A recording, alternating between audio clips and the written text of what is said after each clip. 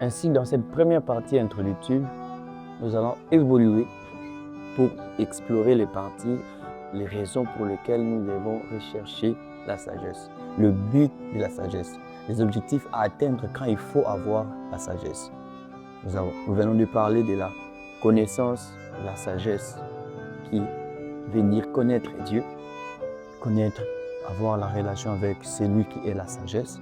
Nous venons de parler de comprendre les paroles de l'intelligence, où on nous parle d'identifier d'une manière l'action de discerner les choses cachées, les sens cachés, je dirais, des phrases, quelle que soit la profondeur, la pertinence des messages véhiculés pour nous orienter, nous inciter à rechercher la sagesse, à savoir pourquoi nous devons avoir la sagesse, l'atteinte du but et l'objectif de la sagesse.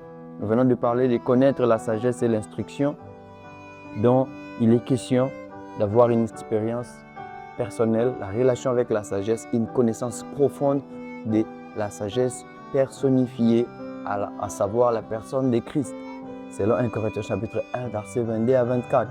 Nous avons parlé aussi de comprendre les paroles de l'intelligence, dont la Bible est en train d'expliquer. C'est l'action plus de discerner les sens cachés des choses.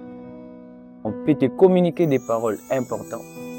Ça te permet de capter, comprendre les sens cachés des choses, les messages véhiculés à l'intérieur. Plus, nous allons évoluer en explorant le verbe que le sage a utilisé dans la première partie, j'ai dit, de l'introduction des livres de Proverbes, avant d'entamer les autres parties. C'était pour vous, votre frère, le pasteur Grace Marcella. Abonnez-vous massivement à nos comptes réseaux sociaux pour ne rien rater. À la prochaine pour le prochain numéro et que le Seigneur vous bénisse abondamment. Bye.